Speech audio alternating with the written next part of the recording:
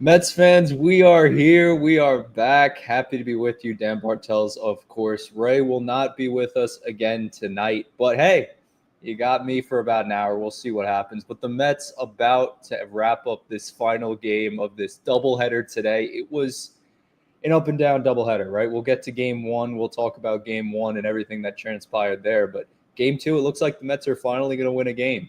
This is a nice night to be a Mets fan. I don't want to sugarcoat it. I don't want to jump ahead too far, but this is a win, and in a lot of respects, because let's talk about it. Juan Soto, not the guy tonight to really get it done.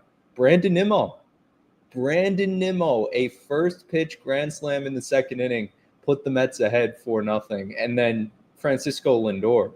Can you talk about him? He's finally looks like he might be breaking out of it too. Again, you don't want to jump the gun on these things. I'm not getting up here and saying the Mets are back, but they're back in the win column after a night like this. So Diaz gets the first strikeout there in the ninth inning, and we'll see what happens as Frelick turns the lineup over for the Brewers here in the ninth inning. But this game started the second game of this doubleheader. It started 7-10. Mizorowski, everybody up in arms about facing him. The Mets got to him tonight. And again, big part of that was the grand slam off the bat of Brandon Nimmo. But I do want to bring up the stats real quick. I'm not going to throw it up, but I'll read it to you guys. Threw it up on my Twitter. But Mizorowski, his first three outings, right? We were talking about this last night. He's unhittable, and he literally was 3-0 with a 1.13 ERA. He allowed one home run and 2 earned runs. Tonight, he let up 2 home runs and 5 earned runs. So definitely got roughed up. That 1.13 ERA spiked up to a 3.20. So if you talk about kind of statement games, from the Mets offense, they woke up tonight, but doing it against a guy like Mizorowski, that's pretty good. Diaz gets the second out in the ninth inning here, but we're moving it along. Everything's good. The Mets, again, this was a interesting game from the beginning because the lineup was definitely constructed differently. Tonight, you had Brandon Nimmo leading off for the Mets. And combined with Francisco Lindor, who was moved from 1 to 2, they're 5 for 9. 2 home runs between the two of them tonight. So I think the Mets may be on to something. I really do think that if it ain't broke, don't fix it. That's the bottom line. This team, you were looking for a spark. You were looking for a change. You were looking to bring in guys. We were all sitting here saying trade deadline this. Still in on that conversation, and we will circle back to that later. But right now, in-house stuff with the Mets, you just had to make a little change just like that. That's all that really mattered. 2-2, the final potential pitch of the game here. We're watching it live. Not going to show it to you guys, of course. Don't want to get anything thrown out of whack here. Diaz fouls it away. Contreras 0 for 4 today. So Diaz here looking for the 4-out completion for him. And the Mets looking again for a win tonight. This would be it's a good win. Again, don't want to get too ahead of myself, but you needed a win. As that ball gets grounded up to the right side, Pete Alonso with the flip, Diaz with the cover, steps on first, and the ball game is over. So the Mets get back into the win column. People probably going to file in a little bit. Mets win. Let's go, everybody. I see the numbers. Listen, that's what's up. Like, this is a win for the Mets. We'll cover it. We'll cover game one. I want this to soak it in. I want us to all really just take a second here as the Mets are high-fiving on the field as we speak, about to do the kick celebration. There it is, and everything is good in baseball land. Now, you do have a game tomorrow, right? And we'll cover that too. You will be seeing a familiar arm in Jose Quintana. We will save that for later. But tonight, right, you made that lineup adjustment. You decided to start Brandon Nimmo as the leadoff hitter, and it worked out.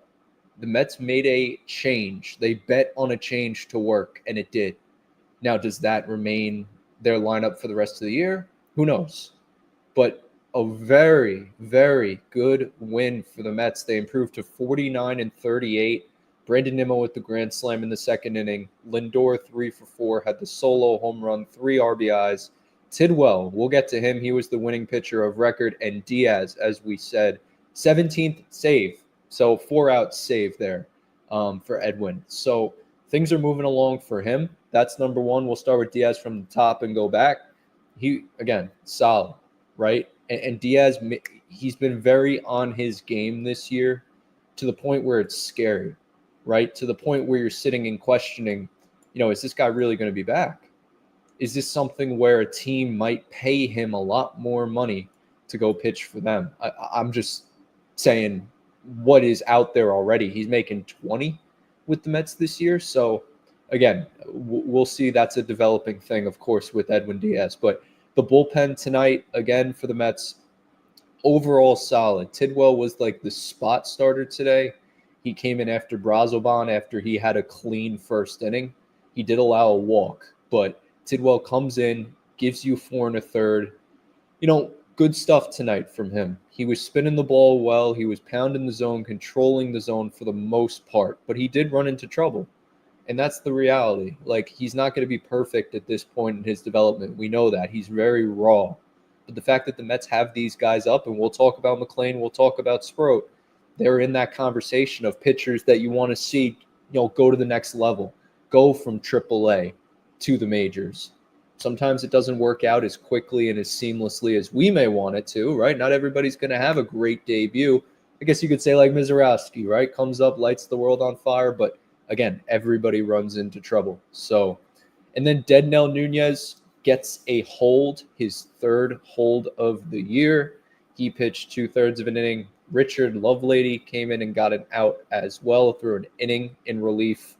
Stanek came in, a little shaky here, but Stanek was definitely throwing some flames tonight. So, again, you like to see these guys just build on these performances. That's it. The floor is as low as it's going to be in a while, right? If you want to buy stock in the New York Mets, if you want to think about it like that, you buy stocks at this point. Really should have been buying it after Mets got swept by the Pirates. That's when you really ultimately buy low, because I do think that was the ultimate low point of the 2025 season. You get a big win tonight in the second half of the doubleheader, kind of balances things out. Do want to talk about that first game in the doubleheader, and then we'll circle back. We'll hit the comments. We'll hit the Mets trivia. We got a bunch of stuff to take care of here, but there is a decision that was made in game 1, right? You have Clay Holmes, who's pitching well. He hits 90 pitches, and Mendy takes him out, right? And a lot of people are going to be upset. A lot of people think that that's the reason the Mets lost game 1. That's not the case. Like, there are moments when you let guys go, but in the 5th inning, 6th inning, you don't overextend your reach. I think Mendy after the game, he was saying 90 pitches. What are you going to do? Send him 10 more pitches, let him throw 100, maybe get at the most 1 more inning? And that's if you strike guys out 3-3 with maybe a foul ball, right? That's 10 pitches. That's not always reality. So, again, it's a tough spot you put yourself in. That's not the reason the Mets lost the game. Yeah, let's be real. They just, again, as a result of the bullpen. You bring in a Reed Garrett. It's tough. It's been tough sledding for him. I threw out a tweet. What's going on with Reed Garrett? This was a guy that we looked at. Yeah, Holmes 5 1/3. This is what we looked at. As a guy that we trusted in the circle of trust, as that the great Evan Roberts loves to put it. It's very well said, because you do want a circle of guys that you really can go to war with any given day in the bullpen. That's what makes every good team. Usually they have a nucleus of guys that they can rely on. You would like to think that Reed Garrett has been in that. Last year it was definitely shaky, but to a T, he was in that circle for a good amount of that season. 2025, it has felt a lot of less than what we've seen as the season's gone on. And I think that's the case for a lot of these pitchers. It goes across the bullpen for the Mets. It goes across the starters for the Mets. These guys are being overworked. There's no ifs, ands, or buts about it. Clay Holmes complaining about the weather. I heard Rodon complaining a little bit about the weather, but he did it in a way where you couldn't – he didn't literally say the words about the weather, right? Guys just say, it gets to you out there, case whatever it may be. Holmes openly talking about it. I'm not at the point at all where we're going to, say that he's at the pitch limit and the Mets are, secretly hiding an injury or secretly hiding, Holmes's ability to get through a season. I think it's just what they're looking at with him is they want to make sure he gets through the season. And you have to get some pushback here from Holmes if he wants to be, he feels he needs to be taken out at that point, which he was fine with. It is what it is. But the sixth inning for the Mets in game one of this doubleheader was something not to really write home about. And, this Brewers team is solid. We know that. They got a lot of good pieces. Joey Ortiz definitely burned the Mets. Frelick. They of course, Yelich, too, who went yard off Tidwell tonight, too, the other way. It's a reminder that they are a good team. If David Stearns has left them a nice blueprint to kind of build on, and they've done it very well atop the National League Central. It's probably going to go to the Cubs this year, as many people have seen. But, again, anything can change. And the Brewers right there playing very good baseball of late. So, again, game one for the Mets, wash it. Just write it off. It is what it is. They get a big win in game two tonight. So that's it. That's it. You finally got to Mizorowski, right? What is his major league career going to look like, right? This is a conversation. Put it in your head and say, oh, yeah, I remember Dan talking about this last year, a couple years, whatever it is. How does Mizorowski look? Even in August, we'll have the conversation, right? We'll look in September. We'll see if the Brewers make the playoffs, how he does there. Those are going to be definitely interesting debates to see, did the Mets end up, cursing this guy for the rest of his career? He just falls off. Or is this the making of a really good pitcher in the game of baseball, which I do think is the case. And the Mets were just a wrinkle in it early on. So it's all right. It happens. But, hey, Brewers, again, building a really good team over there. Freddie Peralta, game 1-2, was shoving against the Mets. That's somebody we've talked about to bring him in terms of the trade deadline.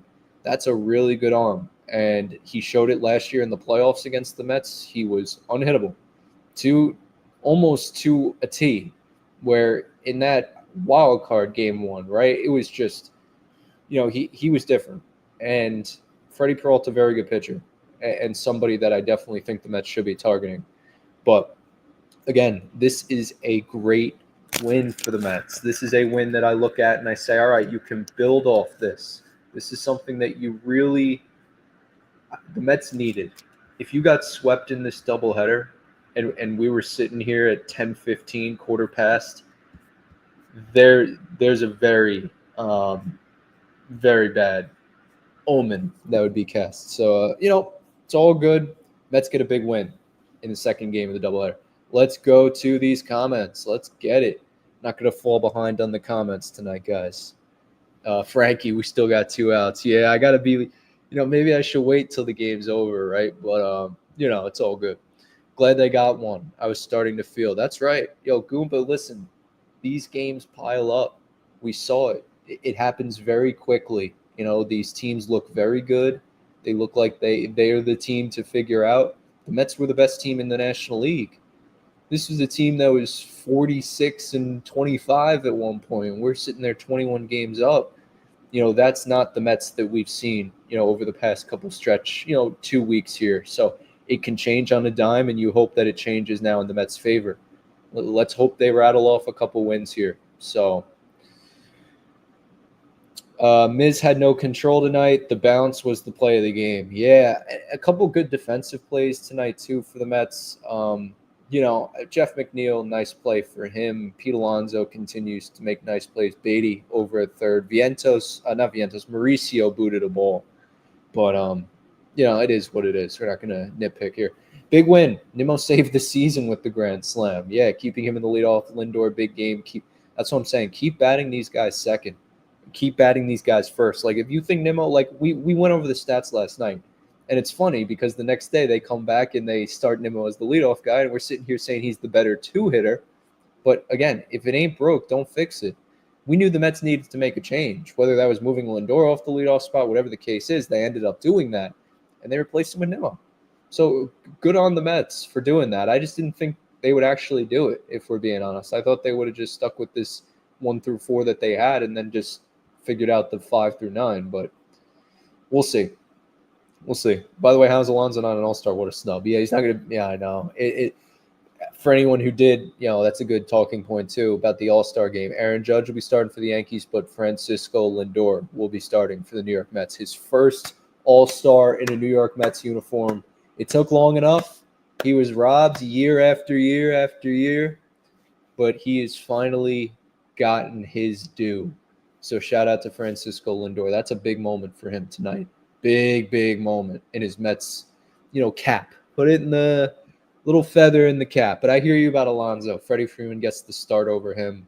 It's criminal. I hear you. It is. But Freddie's going to keep racking him up the way he's playing. And he's one of the greatest hitters to play this game. And that's not an exaggeration. So he'll rattle off a couple more. And then Alonso, I think, will have his moment in the National League with Olsen getting older too. So we'll see.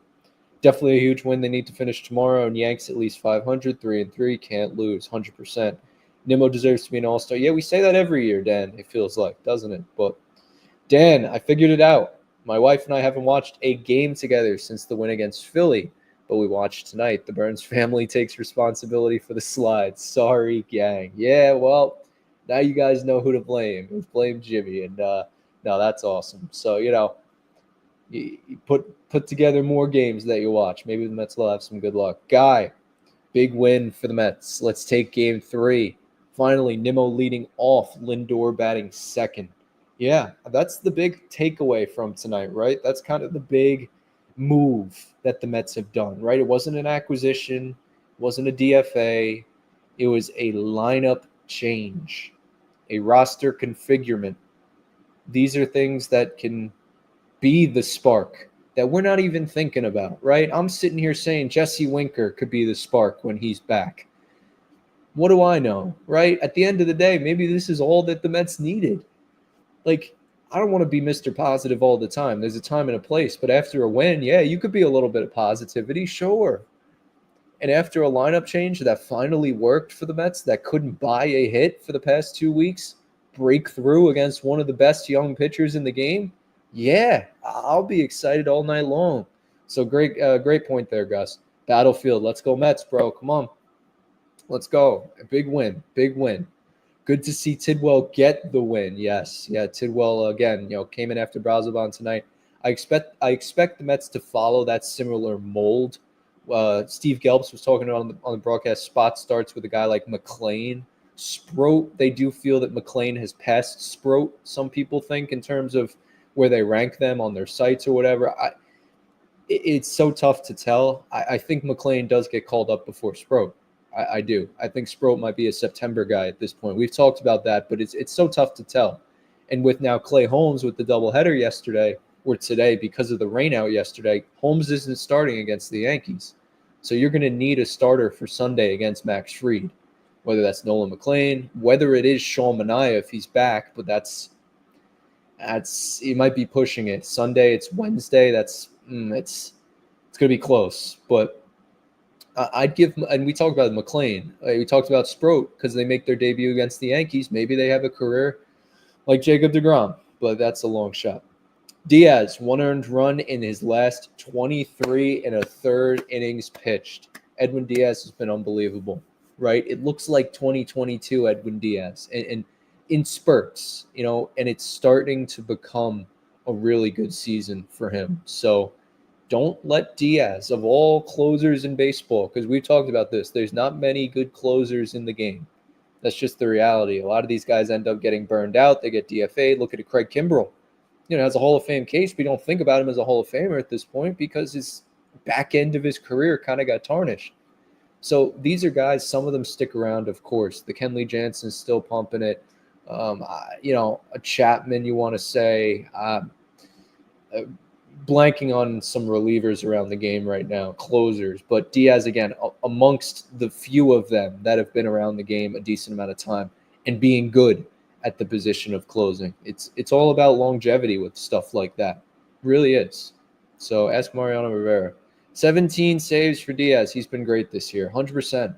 I think Diaz is a really good talking point. I do, because it's getting to that point where you do want to have those conversations, like what is next year going to look like? And, how does Diaz feel as he gets through this season? You want him to be healthy for the playoffs. So You're balancing a lot right now if you're the Mets, but it's good things. It's all good things, especially when you win. Definitely need Nunez and also Raley to be important pieces and trade back end for the pen arm like Chapman. Yeah, there you go. That's it. Go and get somebody out here, with, I think we talk about Stanek, and that was probably supposed to be his main role, was to get those high leverage innings in the 8th and ninth. And he hasn't gotten that consistency. I would love to say to Stanek, hey, go out and get me a save tonight. But he's kind of lost that ability, to get those high leverage innings. He's more of they still trust him in the 8th, but I really like him in the 7th, maybe even 6th, if we're being honest. But that's more of a interesting conversation. But yeah, deadline stuff, absolutely. You're going to have to get a pen arm, preferably a lefty, and Chapman does make a lot of sense. Does Tidwell remain on the team after today's performance? I think he does. I think they're trying to build confidence with a guy like Tidwell, right? You saw him up early in the year against another doubleheader, funny enough, in the Cardinals. Didn't pitch well and get sent down. I think they do want to establish some form of stability with a guy like Tidwell, having him, in a sense, come out of the bullpen today. Again, I think that's going to be a script that they follow with the guys like McClain. That will be the formula. Have a Brazoban start, have a Budo start, and then you go to them. So something to think about. Could have been a Canning, right? If we had a guy like that, maybe if he was put in the bullpen, he could get those innings too. But that's what the Mets are running into at this point. You're going to have to call up minor league guys. You're going to have to go out and acquire guys. You're going to have to rely on minor leaguers such as Blade Tidwell to eat these innings. And that's the real problem. We talk about DFAs. We talk about, you want to DFA Paul Blackburn. I've brought that up occasionally as a joke. People bring it up for real, absolutely. I heard BT say it, I think, on the radio yesterday. It is an idea that is out there, but I just don't – who is replacing Paul Blackburn? That's the reality. Like, if the Mets had a plethora of the depth that we thought, all right. But if we have to start maybe calling up guys from AA to get these innings and stuff like that, like a Pintaro, then there's some more digging that we have to do as fans. It goes a lot deeper than just some of these guys like a Tidwell. Tidwell, we shouldn't be worrying about, right? It's the other guys that, you do want to see if they're up here. But I hear you. Well, I don't think he gets sent down. But let's go, DS. Big, big win for the Mets, guys. Big, big win. Honestly, not a fan. They set it up for a bullpen game tonight in Blackburn tomorrow. That's a big risk. Worked out today, but I don't know if that's a solid plan. Well, that's the thing. The Mets haven't been doing a lot of solid plans lately. It's been a lot of piecing it together with glue, and it hasn't worked. And now it may be starting to. You get a win, you start to build on it, you get some momentum. It's going to be a tough stretch of games because now you are dealing with, again, setting up for the bullpen. Blackburn tomorrow doesn't excite anybody. And then you got the Subway Series coming up with, I'm very excited to be there, up over the moon. And again, if anybody's going to be there, hit me up. But it's a pretty anticlimactic Subway Series this year. You got the Yankees not playing well. You got the Mets not playing well. You like it when they're at their best and they're healthy. They got Stanton and Judge and Fried and Rodon and everything's kicking. They got Jazz back this Subway Series. The Mets, Lindor, Soto, like for the most part, they have the stars playing. But there's not that same Soto's going back to the Bronx type feel. I was hyped up for that Friday night in the Bronx. Like, don't get me wrong. May 13th, I think. The days are just, I don't even know anymore. But, yeah, this Subway Series doesn't have the juice. But I could be wrong on that, guys. Let me know. Also, like and subscribe to Metcast. It really helps us out. I hate to do those plugs, but didn't want to forget. And also, we'll do the Metcast trivia question, too. Let's get to that. I like testing the older audience, right? Younger stuff, there'll be plenty of time for younger audience trivia here. But I did want to ask this question because it's a question that I think people should get pretty quickly, but just keeping it basic and then obviously working up over time. The first number retired by the Mets belonged to who? He was their first manager. That's my hint. What was, and his nickname too, for help, the old professor's number? So again, the first number retired by the Mets, who was that? And what was the number that was retired? So it's funny enough, for bonus points, what other team has retired this person's number?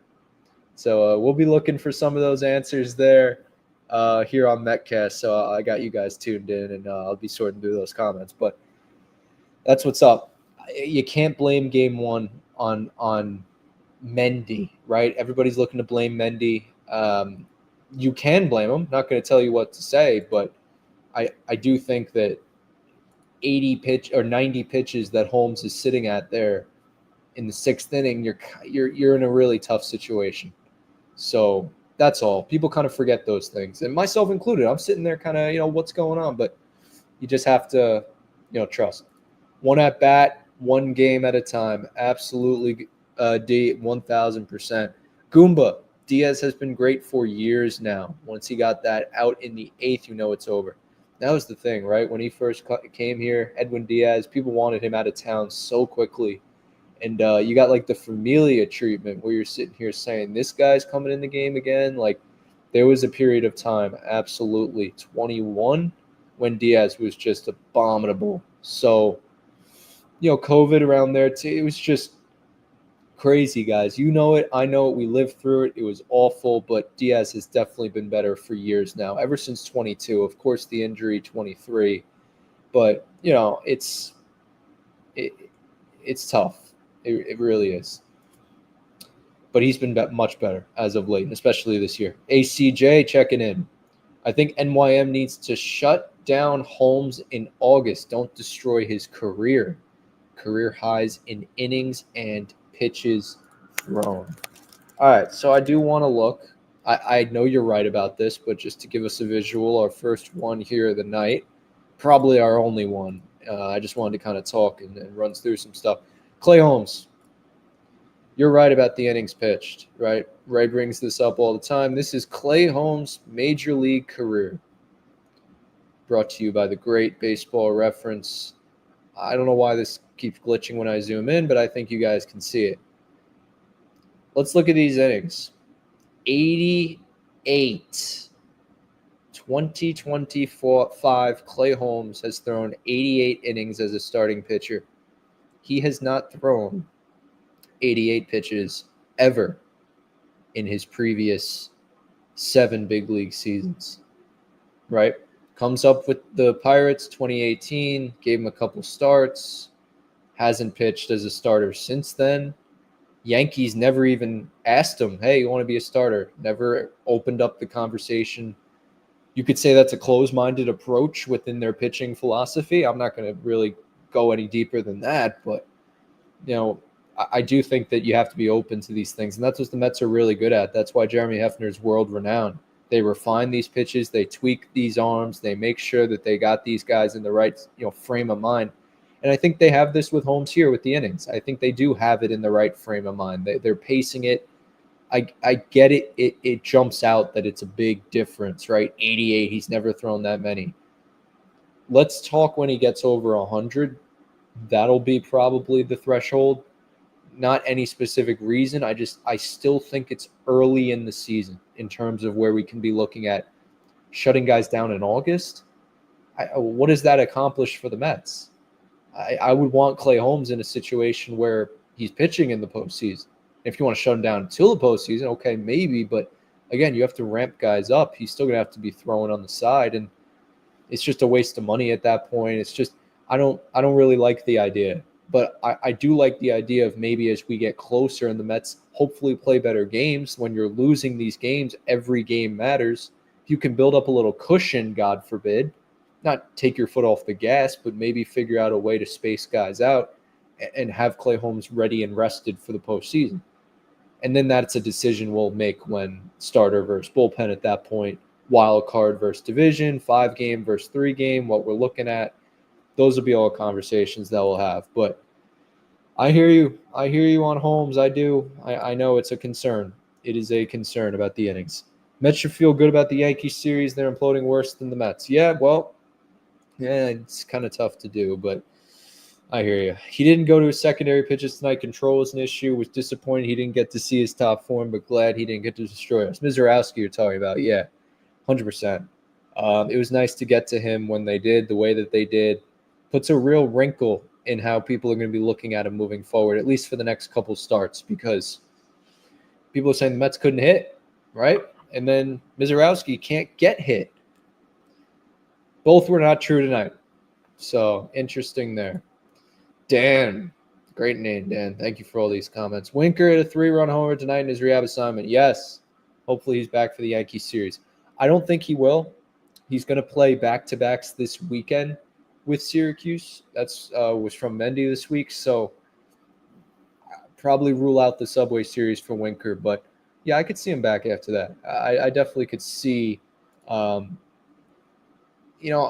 at the schedule as we do approach. And I'll share this too.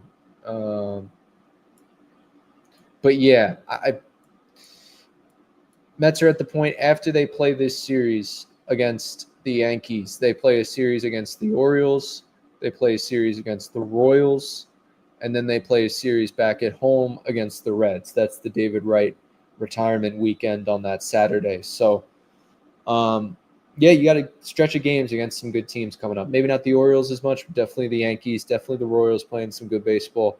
And I like what the Reds are doing too. So don't ignore that as much as we look at. But let's see. Let's keep it moving. Yanks are so bad. Came all the way back and blew it. Yeah, again, I hear you guys. I do. The Mets have not been playing great either, which we know. But how many more rehab starts for Manaea? So I believe he's throwing a pen. I think it was today, right? Because we were saying yesterday, tomorrow. So pen today for Manaea. I think I still have it.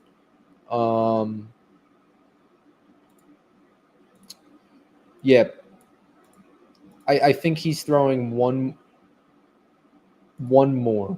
But Mendy was a little weird with how he answered the question yesterday talking about Manaea. So he pitched yesterday, and yeah, that's really it. He's going to probably – I can't tell you, honestly. I don't think he's going to have another rehab start. I don't think so. But we'll see how he feels this week, recovering from him pitching yesterday. I think that's going to be a lot for him. And I would love to have him back again for the Subway Series. If he does feel healthy and ready to go, that's where he'll slot in. The Mets could use Manaea. Like, there's no denying. I don't really care. Oh, it's his first game. He's back against the Yankees. I just want Manaea back on a mound and pitching in big league games. Joselito, yes, sir. Good game. Absolutely good game. Now go win tomorrow. Yes, that's it.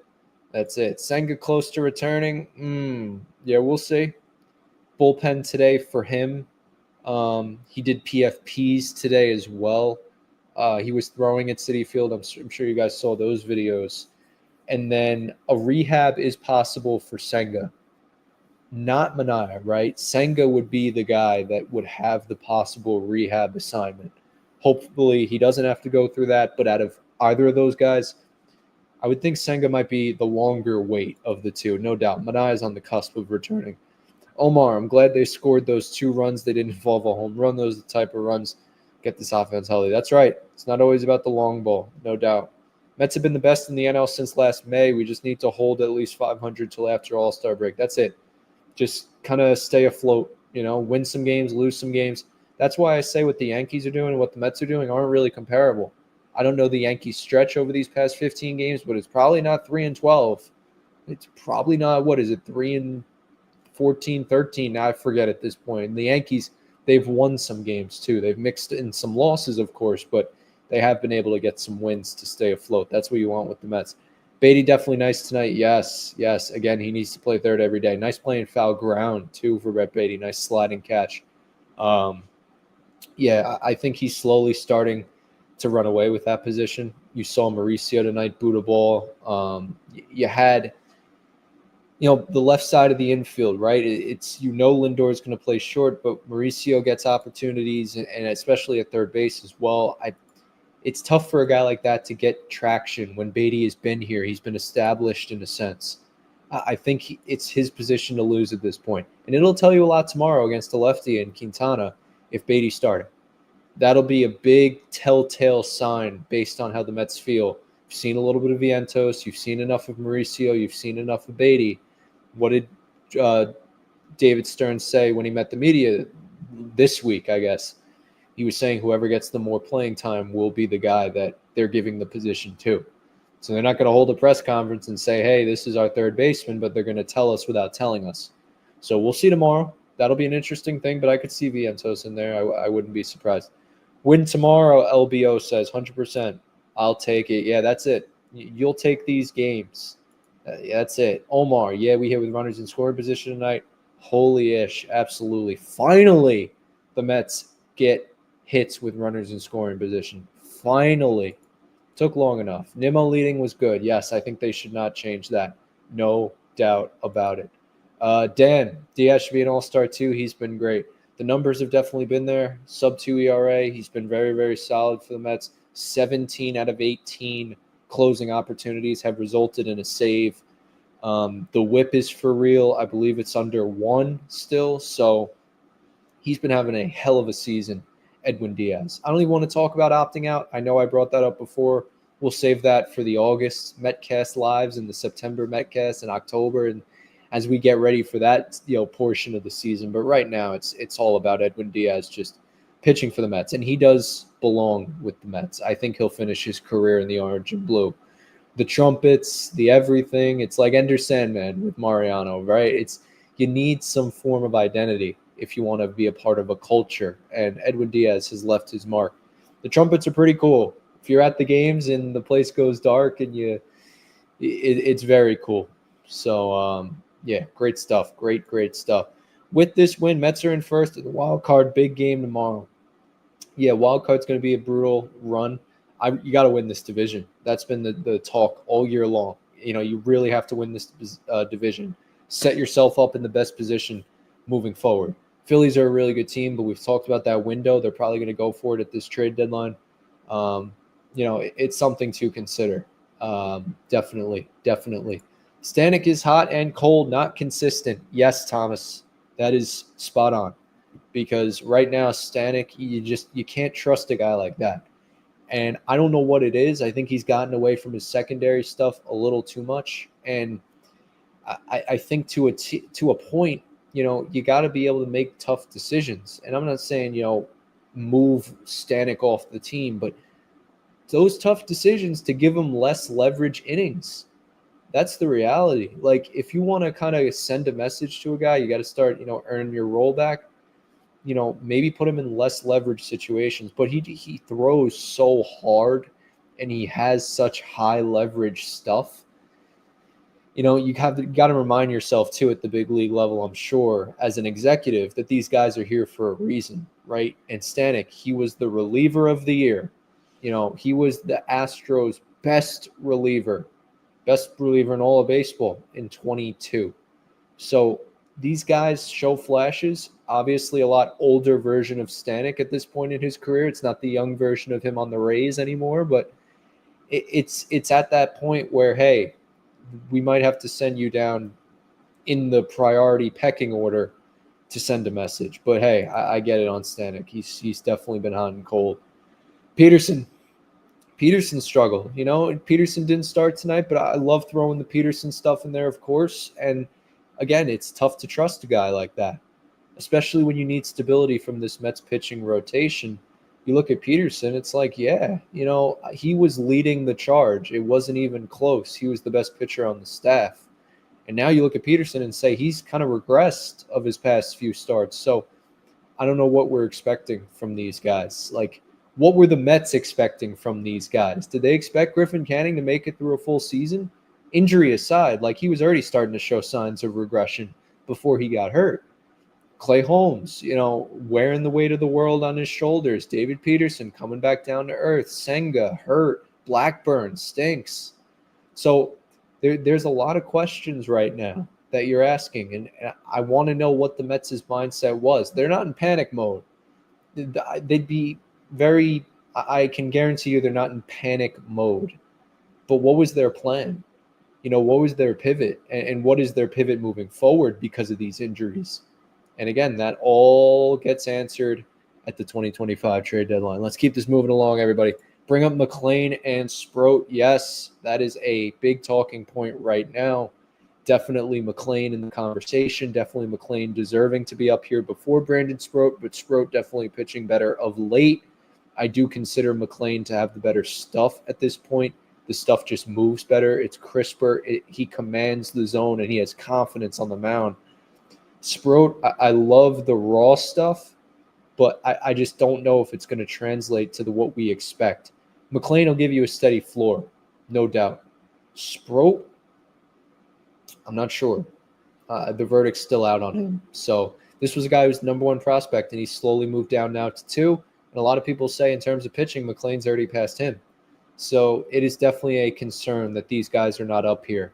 And I would have thought there's a chance for the Subway Series. We'll see.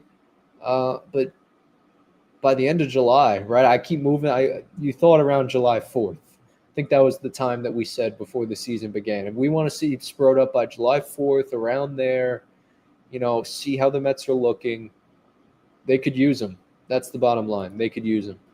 Diaz will be 32 before next season. How many years would he get if he opts out? 3 or 4 tops? Yeah.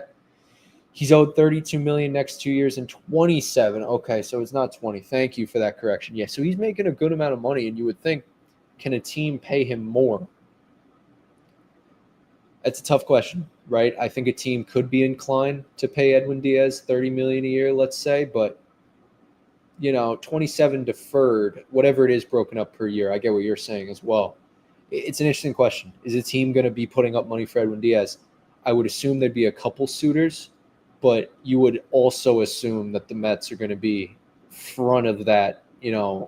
He wants to be back. He's probably going to not test the market, you would think. But if he feels that there's a better deal out there, he's going to do what's best for him. I think any of us would. Dan, I thought Peterson was pitching tomorrow. So let's pull it up. I thought it was Blackburn. Is it Peterson? It is. Excuse me.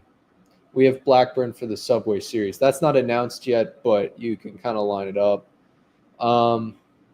Correct. Thank you. Battle of the lefties tomorrow. Quintana and Peterson. So that's it. Keep it moving if you're David Peterson. Keep it moving and hopefully in the right direction. Let's go Mets, Ray. Checking in on Metcast. Thank you. The great Ray. And, he's built this platform from the bottom up. So I want to give him all the credit in the world here. He's the man. Julio, the Soto win. Yeah, we got a win, finally. It took long enough. Yeah, Peterson's pitching tomorrow. Thank you, guys. Thank you. Yep. So Peterson and Quintana. Jimmy Burns, everybody. Jimmy Burns. Casey Stengel. Yes, the old professor.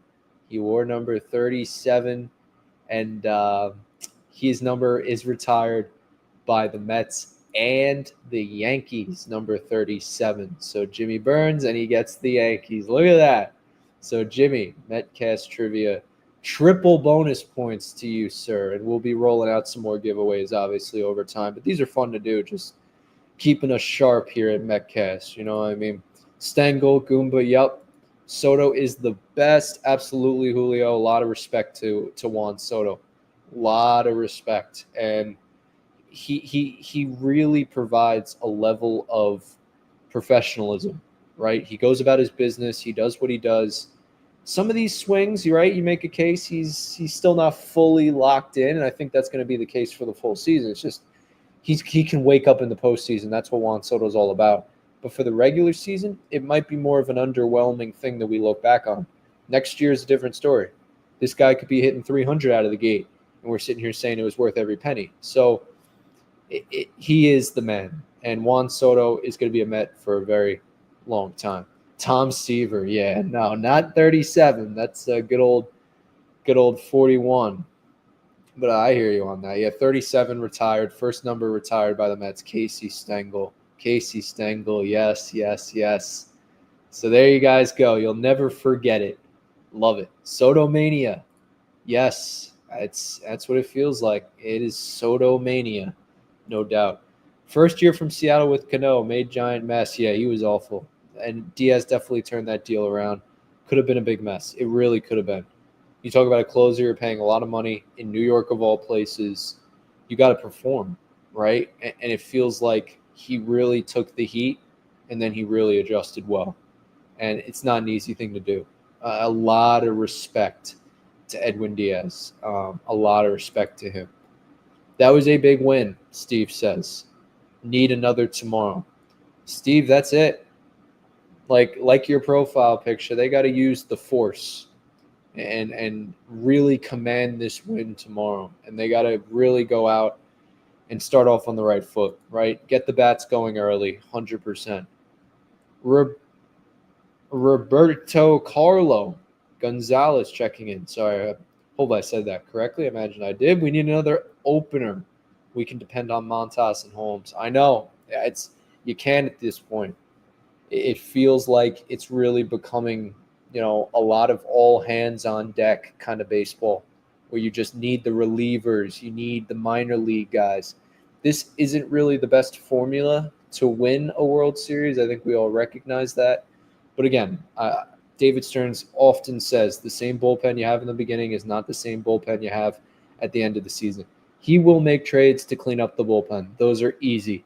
He could pick up the phone tonight and trade a prospect for a reliever in his sleep.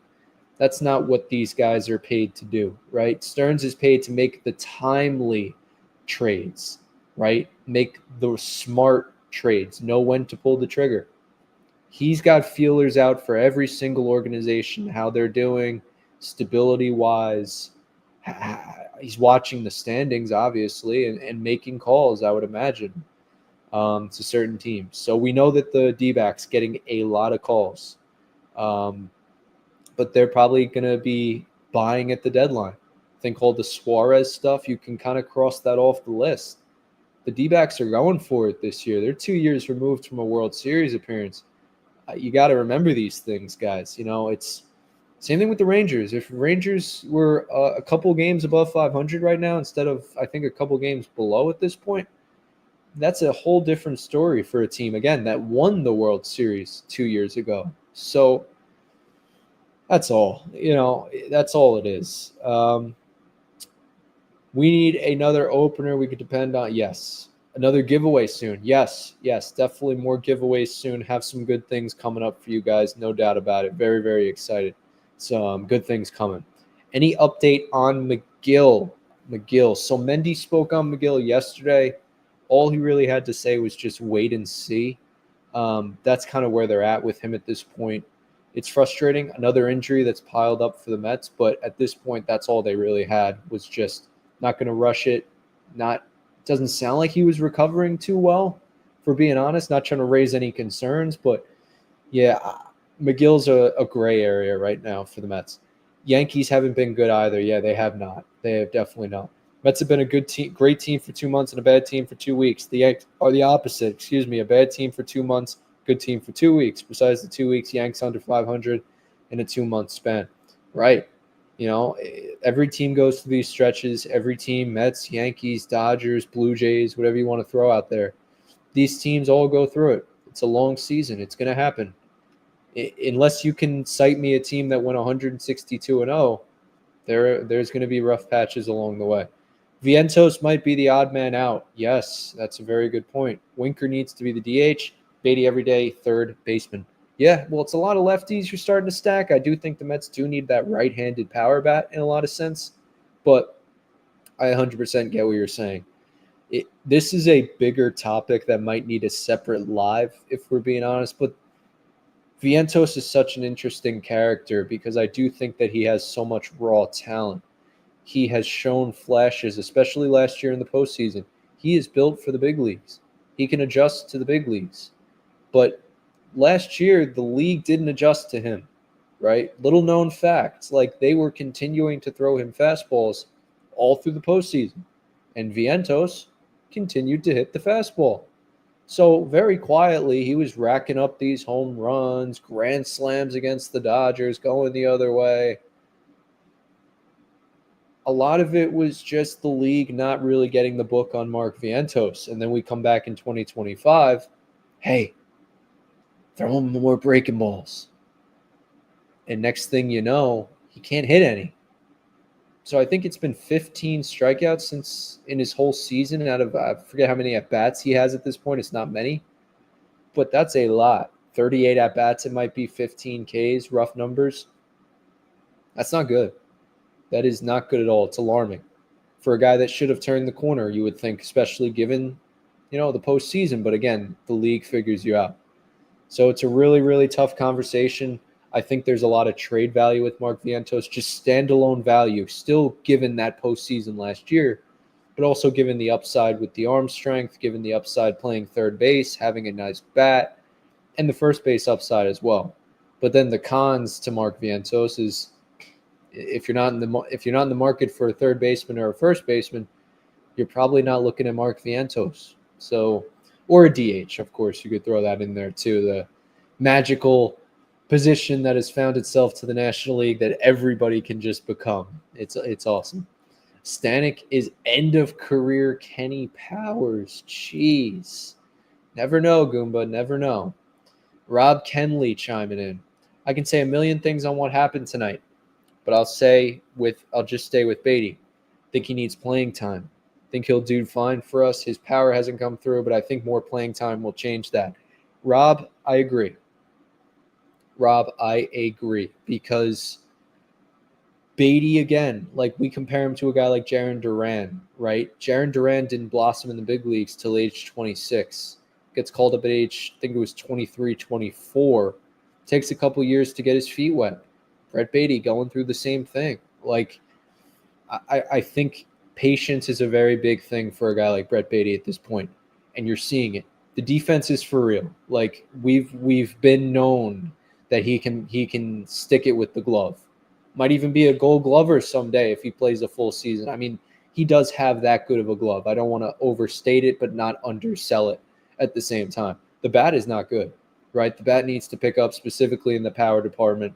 You're 100% right, Rob. 100%. Want to wrap this up soon. I know it's a little late, guys. People checking in as it gets later. Some people trickle in more. It's kind of funny, but probably wrap it up right at around 11. This won't be a situation like last night where I'm like, 9 o'clock, we'll wrap up. And then it's like, 10:30, 11. We're sitting here still talking. But Last Avenger. I don't think Sprode is ready for the big show yet. Yeah, I agree. I'd like to see him in a certain instance if you could, but again, McLean would be the one called up before Sprode because, again, given what you're saying, he's just not ready. Like a little bit of consistency in AAA we're seeing, but not enough to the point where I think he's fully refined enough to call him up. And it does feel like a disappointment too. A guy who is your number one prospect who you ended up drafting twice because you wanted him so badly out of the University of Florida, it does leave a sour taste in your mouth. But you look towards the future of the Mets. You look towards guys who will be coming back also from the University of Florida, Christian Scott. And I think he could be another great addition to this rotation next year. Not 2025, but you think about the relationship between him and, of course, the relationship between Sprode. I think that would be something to look forward to. Maybe Jet Williams a shot in center field at some point. Tyrone has struggled badly offensively. Yes, he has. He was a nothing burger tonight for the New York Mets. He did not do anything for them. Tyrone Taylor tonight 0 for 4.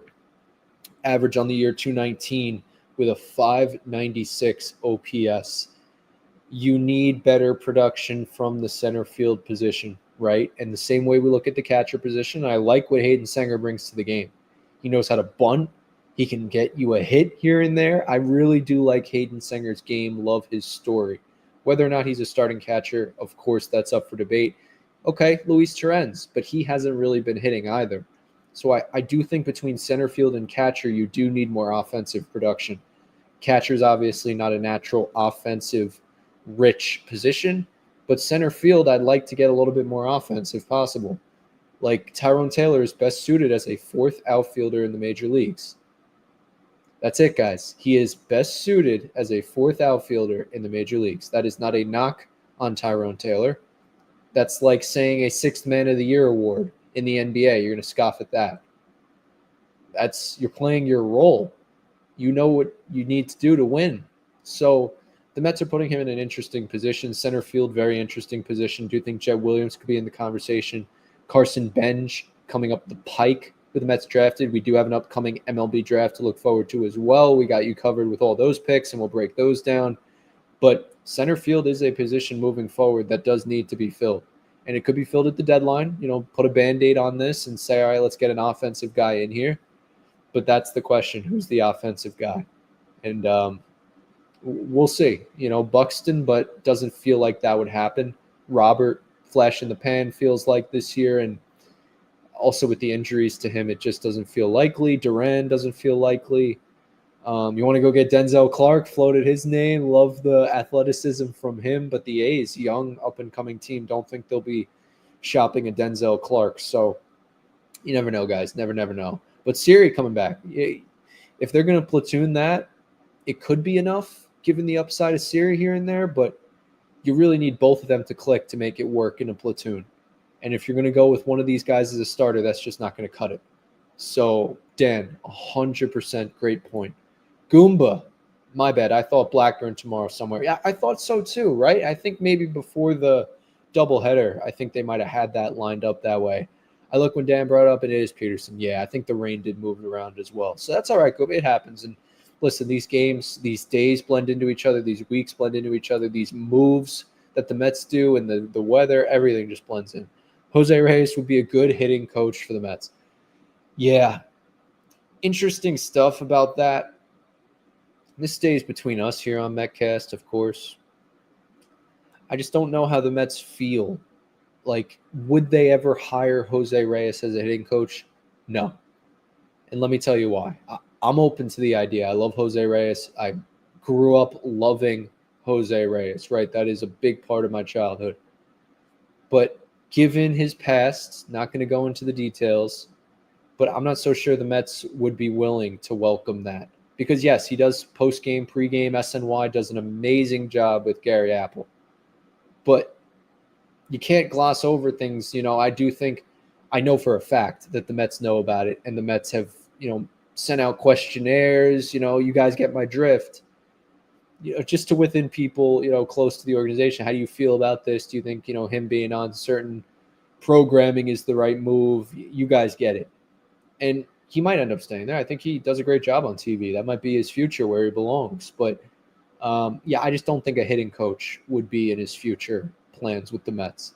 Could see Daniel Murphy as a hitting coach someday. Could see JD Martinez as a hitting coach someday.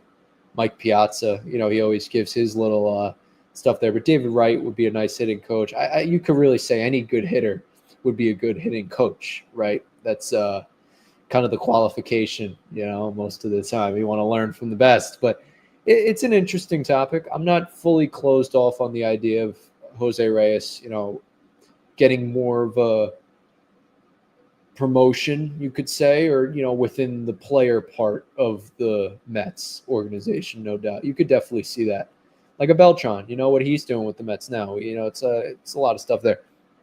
I agree. Last, McLean, yep. Bring Grimace again. We keep hearing this, right? And I said it last night, like the little kid in me loves the Grimace stuff. I'm with you 100%. I don't think any other, people on these podcasts or whatever you want to call it, like are pushing for Grimace. I'm not pushing for Grimace, but hey, this is my full endorsement here on Metcast to have Grimace throw out another first pitch at a New York Mets game. Make it happen, Steve Cohen. Come on, Steve. Come on. We got to make it happen. Get Grimace back in the building. You got the seat there. I want to see that purple little critter crawling around. But, I probably have moved on, if we're being honest. But you never know. Ray Rivera checking in. We need to make a move soon. The longer you wait, the more the cost closer to the date line. See, I think you're right and you're wrong, right? I do think right now, the closer you get to the deadline, teams could charge more, but teams could also charge more on July 2nd. Because if I'm coming to you for Sandy, right, and I'm the Mets, I'm calling up and I'm saying, hey, I want to trade X, Y, and Z for Sandy. Let's get it done. The Marlins are probably going to be more inclined to say, all right, why would we let the Mets get first crack without kind of charging them a premium in a way, right? And I think it does go both ways. Like the closer you get, you could say it's like people at a pizza place as you're closing up. It's you close at 10 o'clock and you walk in at 9:55 asking for a slice. Like, no, we're kind of closing, like the time is running out here. You could look at it from that perspective too, where organizations say, hey, it's an hour before the deadline's up. You really want to get a deal done? All right, fine. I'm going to charge you extra. But I do think right now that's kind of the understanding. The Mets can get ahead of these teams while also paying a premium. They have to. And I think it goes both ways. I would be more aggressive, to your point. At the end of the day, to your point, we both agree there. You have to be aggressive.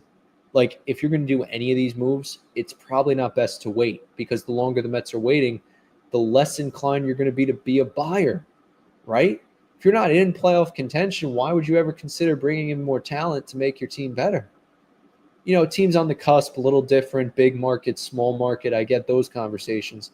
But if the Mets didn't win tonight, right, and this spiral just continues, you would want to be aggressive and say, let's add guys now. So I 100% get where you're coming from, Ray. I do. Got to run through these comments, 11 o'clock, and then I'll get out of here, guys. I know we all want to get to bed, work in the morning, etc. Last to bring Grimace again. Yes, listen, Lasta, you are speaking my language 1,000,000%. Jonathan looks like the next Kodai Senga. Well, okay. Okay, that's a take. It's a take, Dan. I respect your takes. You're very in tune with the Mets. You're a very knowledgeable Mets fan. I tend to see a silver lining there. Like, Kodai Senga is a great pitcher in this game. He looks like a borderline ace when he takes the mound. He also can't stay healthy, right? I'm not going to pick apart your take too much. I would just say more. People say Tim Lincecum, right? And that's more of a ceiling that I'd want to hit at this point with the Cy Youngs and everything of that nature. And, of course, the motion as well is very similar to a guy like that. But I get what you're saying. And Jonathan, young up-and-coming kid, really good stuff. Really good stuff. Love what I'm seeing there. Christian's got his potential. This is a perfect segue here. We're talking about 2027 or 2028. Let's just spit the shit here really quick for hypothetical rotation. You got Sproat, just not in order here. Sproat, Tong, McLean, Scott, Tidwell. A couple years from now, after Holmes, the 3 years is up. Manaea, the 3 years is up. Senga's 3 years are up. You're going to need young talent here. You're going to want to recreate that 2015 rotation again, right? We talk about that very often. Love those conversations. 2015, very special year. That rotation you want to build again. The billion-dollar rotation, right, that you always hear about. It's tough to do, but the Mets have the pieces, and they're slowly putting them together for those who have been paying attention. Tidwell is not ready, as we can see. Steph Stearns that he is. Yeah, I get it.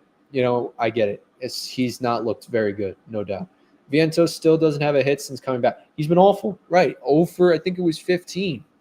Whatever, I'll go back. We'll get the numbers and stuff. We'll go through that probably tomorrow or whatever. I don't count that as an error the other day. Okay, it was an error because not a hit. Has to get it going. Can't believe how bad he's fallen off. It's been bad. And I think some complacency creeps in. You're Mark Vientos. Like, you have a lot of fans on social media who really want to see you do well, right? And it is crazy that he's fallen off in the way that he has. I'm not saying he's, career's over. Long way from that. But you got to pick it up. You're young. Like, there's still development that clearly needs to be had, but you would think that he wouldn't be looking as bad as he's looking, right? That's the concern. So I get you on that. Brooks Raley should be close. Is Drew Smith coming back this year? Drew Smith will not be back this year. He is a 2026 option for the Mets bullpen, along with Alberto Alzolay, who they brought in from the Cubs. Those will both be two arms next year to expect for the Mets pen. And it has questions, about guys on one-year deals. I believe Stanek did sign that one-year deal with the Mets. We'll see if they feel internally maybe Drew Smith can give you better production. They're stashing a guy like Smith, though. I loved when they brought him back. Absolutely did. So that'll be an interesting one, but just stay away from the Sports Illustrated models. Michael, but so many thought Taylor was an everyday starter. I hear you. Like, a lot of people did. And I never got on that train. I'll got to own that one. Not pat ourselves on the back, but you just realize certain limitations to certain guys, right? Trade a guy in here and Hadrian Hauser and Tyrone Taylor. You didn't expect much. Like, we knew Taylor could play defense. That's what Stearns really always talks about, defense up the middle, defense at short, defense up in center, defense at second. That's very important. So,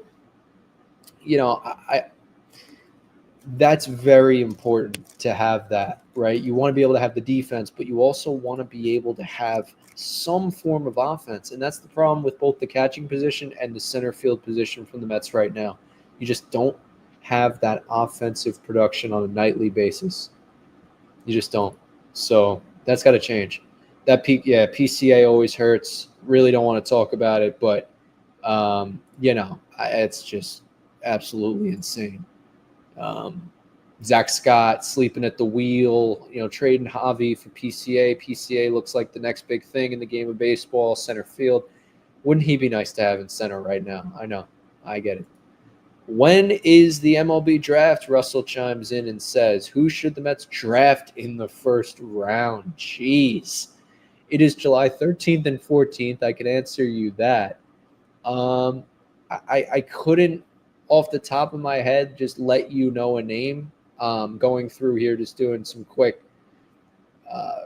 looking through some of these names. Quentin Young, third baseman from Oaks Christian High School in California. Some people are saying that the Mets will get him at 38. The Mets have a pick in the draft. So it'll be the Nationals, the Angels, the Mariners, the Rockies, and the Cardinals with the first 5 picks. Then you have the Pirates picking 6th, Miami picking 7th, Toronto 8th, the Reds 9th, and then the Chicago White Sox 10th. So those will be all names to consider. The Mets not going to have a lottery pick, as we know. But, yeah, I couldn't tell you a name, but Quentin Young. Listen, MLB draft, this isn't like the NBA, obviously, and we got, names upon names that we're looking at, positions of need to fill. That's more you just look back as the picks are coming in, analyze them, see what David Stearns is really looking at moving forward. And usually I look at his first couple picks as real indicators, right? Center field, he drafts Carson Bench. First pick for him. I think it kind of speaks to A, how he feels about Bench, and B, about center field moving forward. He would like to have a lockdown guy that he could put out there and say, you are our franchise center fielder moving forward. So got to end it, guys. 11:08. All these, we'll try a speed run again. We'll do what we did last night and just try to go through these as quickly as possible. It's interesting. Beltran manager for they wanted. Yeah, it was interesting, right? With counsel in there and all that stuff too. It's an interesting conversation. Draft was tonight. I don't think the draft was tonight, but the last advantage. What do you think, Carlos Beltran? It could be an option. Chavez definitely, getting the seats getting hotter for him as the days go on. I like Beltran more as an executive, if we're being honest, Lasta. I like him more up in that GM role. That's obviously a conversation that the Mets we've had for a while now. It's you have Cohen, you have Stearns. Do you need that middle man? And it could be Beltran. I would not rule that out. And a lot of people think very highly of him. I guarantee you, when I'm at Citi Field on Friday, Beltran will be walking around. And he'll be likely just with Mendy, with Beltran, with Cohen, and with Stearns. Those are usually the people he's talking to. But he was there at the last Subway Series, I'll tell you that. So he puts on those shades. He puts on the suit jacket. He looks like an executive. I'll give Beltran that one, definitely. But Goomba, we don't even have a first-round pick. Right, yeah, the penalties and everything. Yeah, it's just been – you don't consider 38th first round, more 7th pick in the first round, 8th pick in the second round. But, yeah, that's the problem too, right? Because you lose these guys and you don't think about it much. But, we could go down a whole different financial rabbit hole here and talk about stuff they should have got under the luxury tax when they could, so they're not getting these picks. But you're right. When they give qualifying offers to guys and then say that guy goes and leaves and goes to another team, you get a compensatory pick in return, right? And right now for the Mets, you're getting 4th rounders when you really should be getting 2nd round or conditional, maybe 1st round picks. We said it in the offseason when the Orioles were losing guys like Corbin Burns, they were getting first round up to a first round pick in return. So, it's tough. You want to give out the qualifying offer every single year. I think the Mets have shown they're going to live off these qualifying offers for a long time. It's very smart to do. You can get a guy at a good deal, $20 million, team value, appraised, average across the top 10 highest paid players in the game. Could be off on that, but that's how they get to that number of 20 million. It's becoming an issue though, because it is becoming more of a deterrent for Steve Cohen to go out there and say, yeah, I'll spend money on a guy, because you're getting taxed 110%. The finance stuff, love that kind of stuff. It's very interesting, and it's something people don't really talk about in the game. So they got to get under the luxury, and they got to get with these draft picks and get them back in the right state of mind, which ties into those taxes, as you can tell. Would you trade for Hunter Goodman in Colorado if he was made available? Absolutely.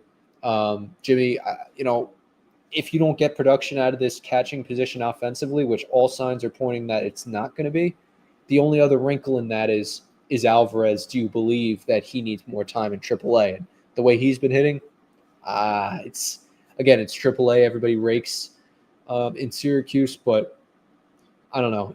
I think if Alvarez is up here, which I expect him to be, there's really no need for Goodman. But if you don't think Alvarez will be ready, I don't think Terens and Senger are enough, especially in a playoff situation. But I think Alvarez will be back. They believe in him. And then Goodman will probably be off the table for the Mets. But you got to see. It's not a good sign for a guy like Chavez, right? When Francisco Alvarez goes down to AAA, fixes his swing, and is raking all of a sudden. So I don't know. It's weird. Tim Frith, 24. When are the Mets calling out McLean for the minor? It's the same conversation, Tim. I know. I get it. I don't know when he'll be called up. Your guess is as good as mine. I would hope maybe for the Subway Series. I would hope for the Orioles series. I would hope that it's soon, because he's deserving. So McLean will be up before Sproat. That's my best guess. McLean could be up within the week. Like, it's really at any moment now we could see it. So Alvarez has been doing great. He really has been doing well. He's swinging a good bat. I think third or fourth home run he's hit. He's been hitting very well. So definitely want to keep an eye on that and see how the Mets feel about it confidence-wise, right? Because I think a lot of it was him with the mental and how he took himself out of these games, and the defense was creeping into the picture, and it was just becoming an ugly scene for Alvarez. So hopefully he'll be back before too long. Charles, good old Charles, friend of the Spaces as well, and we always host those. Probably not going to get around to one tonight, as you could imagine, but Charles, always appreciate you, brother. That's a once-in-a-generation type of homegrown rotation. Yeah, 2015. What a year. Harvey, Syndergaard, DeGrom, Matz, Wheeler, Cologne. It was a special time, Charles. It was. And if you could tell me again, Jonah Tong, Christian Scott, Brandon Sproat, Nolan McLean, Blade Tidwell, that's solid. And you want to throw lefties in there, okay, Jonathan Santucci. Maybe they bring back David Peterson, still pretty young. Right? He's going to hit free agency 2027. Maybe you extend him. I know everybody, doesn't believe in Tyler McGill, but again, still pretty young. You could keep him around as a back-end arm, maybe bullpen arm moving forward. But yeah, the youth is going to take over this rotation in the next 3 years. No doubt about it, Charles. And once in a generation. 2015 was unbelievable. Me either, fourth outfielder, like you said. Yeah, Tyrone Taylor's just not getting it done. Definitely not getting it done. Hopefully Acuna and Alvarez can be sparks for this team at some point. Yes, I hope so. Especially Alvarez, right? Acuna, I don't know, right? I just don't know. And I'm going to leave it at that. I believe in him as a player. I just don't know right now with a guy like that. Another guy who goes down to AAA and rakes. Another guy who is on TikTok at midnight. So it's a little bit of both with him. I'm not so sure what's going on with that. I'm a little cautious, though, moving forward with a guy like Acuna. I'm not so sure how committed he is to being an all-time great player. And that's not a knock on him, by the way. I mean, not everyone's going to be Juan Soto with that kind of drive like David Goggins, but it's tough. It really is. It's a tough conversation with a guy like Acuna right now. But Alvarez will be up before Acuna in the same way that I think McClain will be up before Sproat.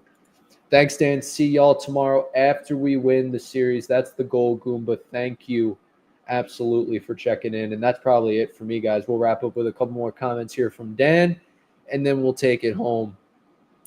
Who did MLB name the Rockies All-Star? Was it Goodman, I believe? Let's see. So, because I was doing a bunch of stuff before, that's kind of on me with this All-Star stuff. I just saw the Lindoras looking at it. I think it's Hunter Goodman. There might be two. No, never mind. Yeah, this is awful, like dead air right now as I'm just kind of scrolling. I don't know who it is. It's going to bother me now. Look at this in real time. Who is the Rockies All-Star? This is like some crazy. It has to be Hunter Goodman. It's McMahon, right? Is it? I don't know. I think it's Hunter Goodman. That's the stupid part of this too, if we're being completely honest here. The fact that the Rockies have an All-Star is an absolute joke. Like, I don't even know what to say. It was the problem with the Mets last year in a way, right? Like, yeah, I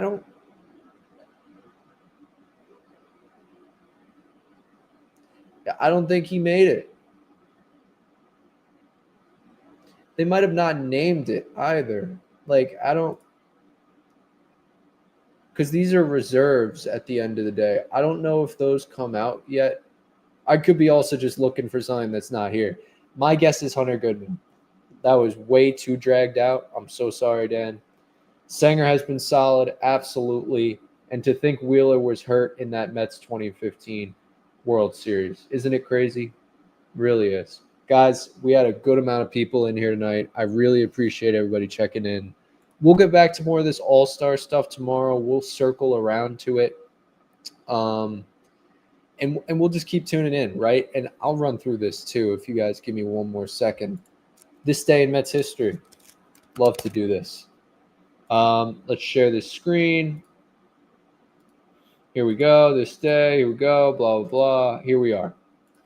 Great account. Love this account. This day in Mets history. 2010 with the tying run on base and 2 outs. Good old K-Rod picks off Roger Bernardina to end the game. Let's look at this spin move one more time. K-Rod here, the reverse spin move, right? So he can either go this way. He can pick his back leg up, spin this way. He can obviously go leg over leg and go that way. Or he can go the reverse, which is the toughest of the three, if we're being honest. But beautiful. Good old Ruben Tejada. That's what you love to see. All right, let's move it along. 2019, trailing by a run in the 8th. The Mets score 3. Edwin Diaz secures the win. Look at that in the Subway Series too, right? Wilson Ramos, impressive catch to end the game. 2019 Pete. 2019 J.D. Davis off Ottavino. No night games this upcoming Subway Series. That's what kind of stinks about it, but it is what it is. And good old Pete. Ramos to third. Love it. And Diaz gets the save. That secures the win. Yes, the catch. Brett Gardner. Yes.